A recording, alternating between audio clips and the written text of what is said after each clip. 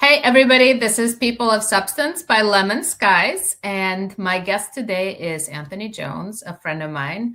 I met him in real life, but we first got introduced via LinkedIn, which is one of the subjects we'll be talking about. Anthony, please introduce yourself. Hey, Olga, thank you for having me back on the show again. It's been a couple of years, I guess. Anthony Jones. I am a LinkedIn coach and consultant, and I help companies leverage the power of the platform to generate more leads, land more clients, and grow their business.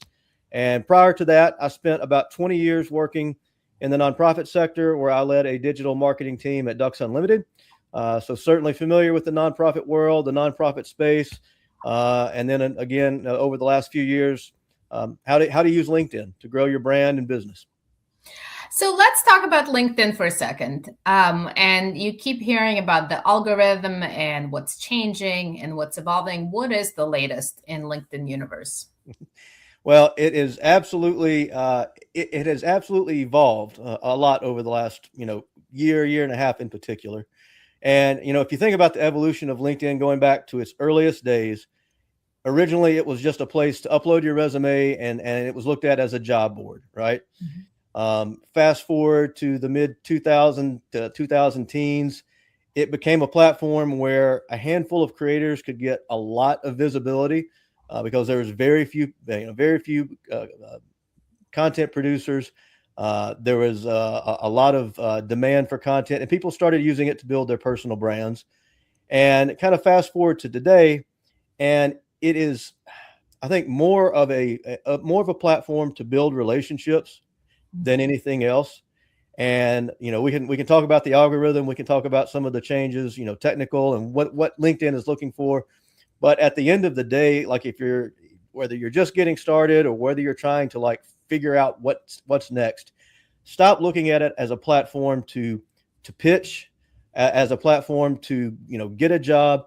Look at it as a platform to build real relationships. And if you do that, the rest falls into place a lot easier. And we can talk about content, we can talk about a lot of that, but that's really how you need to look at it and sort of treat it like you're in a real world networking event where you're having conversations with other people, you're asking questions and just talking to people like you would in real life.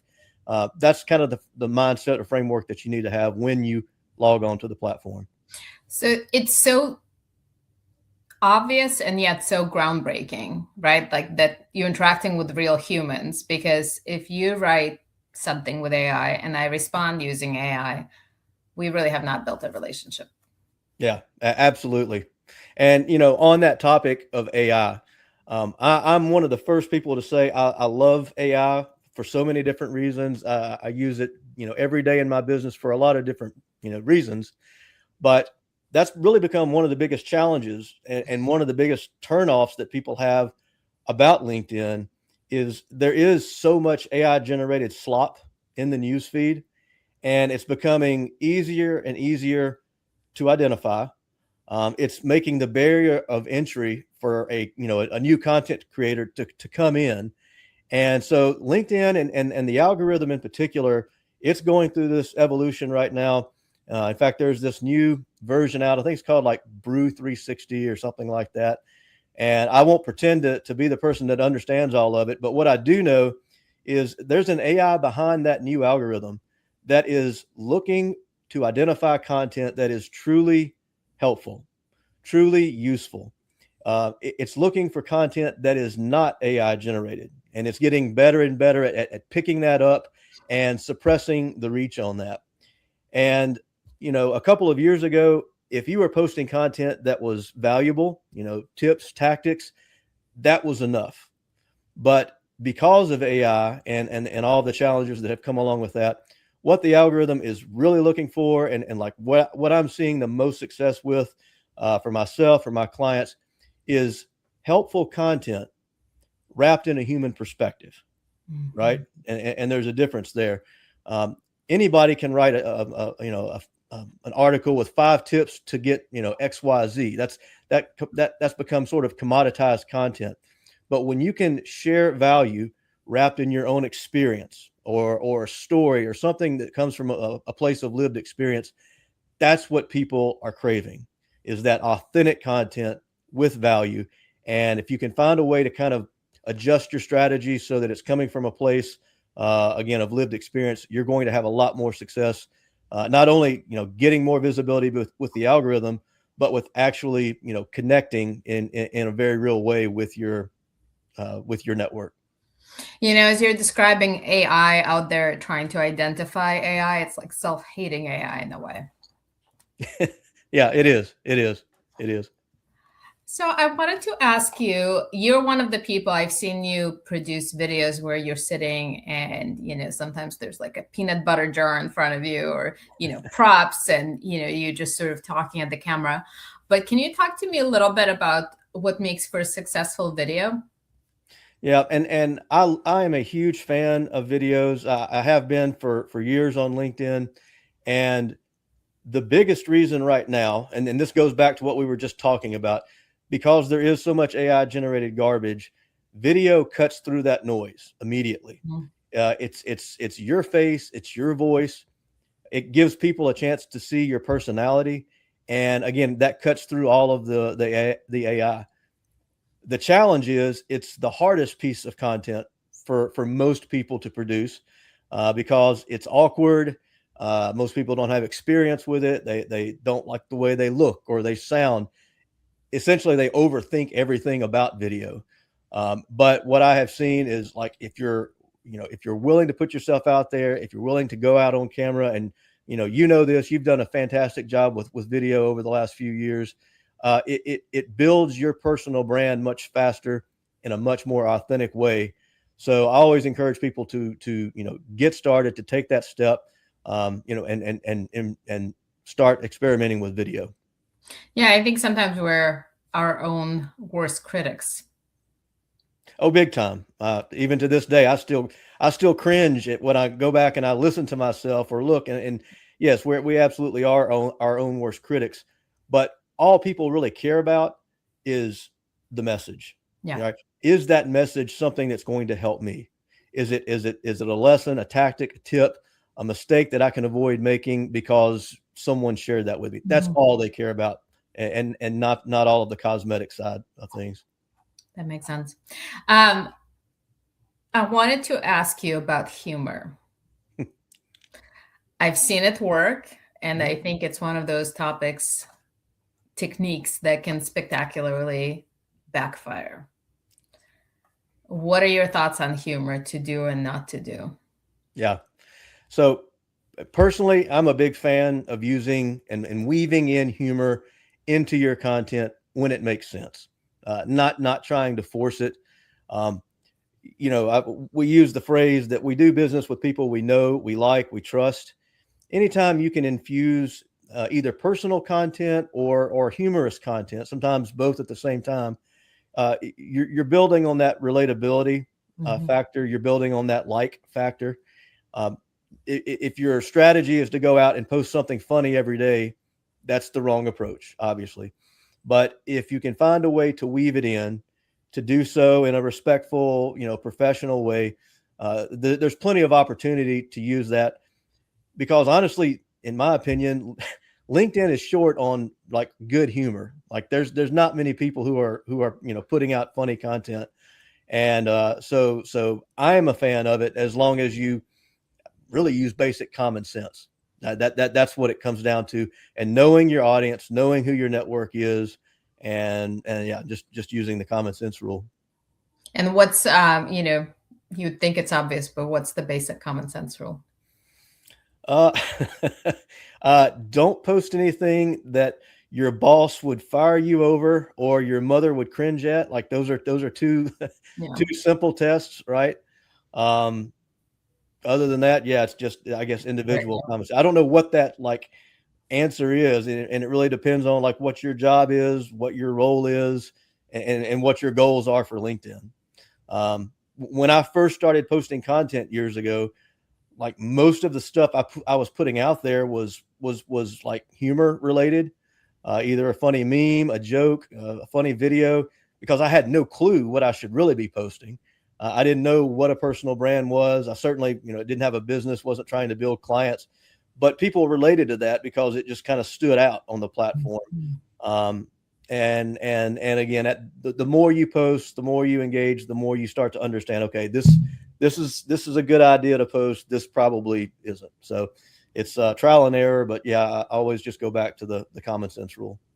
Yeah, I think that applies also. I jotted down to ask you about current events and topics, and I think we're in a very sensitive time. So just sort of the rule of thumb, how to stay true to your own beliefs and values, but at the same time not putting your company, your organization in a uncomfortable situation, or putting anything at risk for them. So I think that's a similar as humor, right? Common sense principles. Yeah, common sense. And, if you're working at an organization, if you're working for a company, the first thing you need to do before you even get started on LinkedIn is, be aware of their internal social media policy. Most companies have one. Unfortunately, many of those policies are terrifying, and they make it sound like, if you say the wrong thing, you'll get fired. That's a subject for another day, but be familiar with that social media policy, understand what some of those guide rails are, and stay within those, if at all possible. Yes, these are, times where there's a lot of things in the news, a lot of divisive issues and so forth. Be careful where you insert yourself into that conversation. Make sure that it makes sense. And again, depending on who you work for, where you work, and so forth, that will dictate, some of the things that you should or shouldn't wade into. But yeah, absolutely. To me, it goes back to the common sense rule. And that's sort of the guide that I use for, that type of content. Are you saying that not every opinion you have should be shared? Can you believe that? Yeah, no. Something like that. Yeah. Not every opinion, not every belief is going to be something everyone agrees with. So you certainly have to be careful with how you put that out there, especially if you're intentionally building your personal brand. You need to keep those things in mind when you post. Yeah. Well, beyond LinkedIn, what are some platforms, channels, venues, events that you're seeing showing promise similar to LinkedIn? Yeah, there's a lot of social media channels out there. For me, my sort of the advice I've always kind of given and taken is like focus on one or two social channels and put most of your energy into that. Especially if you're a solo business owner, I don't have time to optimize content for 10 different platforms. So pick the platform that you think is most relevant to you and where your audience, your network really is. For me, that has been LinkedIn. You and I have had some conversations about Substack. I think that's something that, something I know a lot of creators are kind of moving to, especially as reach has declined on LinkedIn. Substack gives you an opportunity to, I guess, sort of build up a network, have a little bit more control over those, those followers, if you will. I've created a Substack. I've got, I think, one follower as of right now. Yes, appreciate that. But that's something that I'm going to be looking at closer over the next year. Yeah, let's revisit this topic a year from now. So no names, right? Like, let's not air dirty laundry here, but what are some best and worst things you're seeing out there in social space as far as personal brand goes? Yeah, I think, the people who are doing it the best are the ones who are, sharing value, showing their authentic self. But people who are doing things like, showing what they're learning as they're doing it, showing behind the scenes, not someone who is, trying to put on the perfect persona, people who are on LinkedIn just for the sake of vanity. It's people who are genuinely trying to help others, and showing sort of their journey along the way. That's one of the most successful ways I've seen, folks have succeeded on LinkedIn, versus those who are using it still as a platform strictly to pitch, who don't care about building relationships. They're there for self-serving reasons only. And we all have reasons we're on there. We all have our own goals, whether it's building a personal brand or getting clients. But the ones who are doing it, who are just out for themselves, you can see that that comes through very clearly on LinkedIn. And that's not how you're going to be successful at the end of the day. Worst pitch slap that you've ever experienced? There are so many. I wish I had prepared one of those before this question, but there are so many terrible ones. And I probably get at least 5 or 10 a day that are complete cookie cutter, that are automated on top of that. So it's the moment that I hit, I'm looking at this person's profile, maybe I'll accept. I hit accept, and then within 5 seconds, there's an automated pitch, that's trying to come across as some genuine, and you can tell, people can tell. So if you are doing that, if you're using automation of any kind, stop. Yeah. Stop, take a better approach, take a more realistic approach. That's not how you're going to be successful in any capacity on LinkedIn in 2026 and beyond. Yeah. So what's your one takeaway or piece of homework for people watching the show that you would leave everyone with? Yeah, I think that it's understand that visibility creates opportunity. That's true in today's world. That's always been the case. And build your presence on LinkedIn or whatever platform where you want to build your personal brand. Build it before you need it. Okay. Don't wait until the day where you've, been laid off, to a day where you've had a major disagreement with your boss or your pipeline has gone completely dry. The day to start building your personal brand on LinkedIn is well before you need it. Mm-hmm. And you don't have to be an influencer. You don't have to post, 10 times a week. Approach the platform with the goal of spending 15 minutes a day. And when you're there, be intentional about what you're doing. Leave a handful of comments, send connection requests to new people, start a conversation with 1 or 2 people in the DMs with the sole purpose of just getting to know them, right? Yeah. Seeing if you can be a resource for others. And then as you get more comfortable with the platform, start weaving in your own content. But putting in 15 minutes a day, those small actions really stack over time and can make a really big difference. So I guess if I was giving one piece of advice, it's get started today, small steps, and do it before you actually need that personal brand. And don't use AI slop. And don't use AI slop, please. So on that note, don't use AI slop. That's your words to live by. Thank you for being here today. It was another lively conversation, and let's continue revisiting these discussions. Absolutely. Thank you so much for having me, Olga. Great to see you.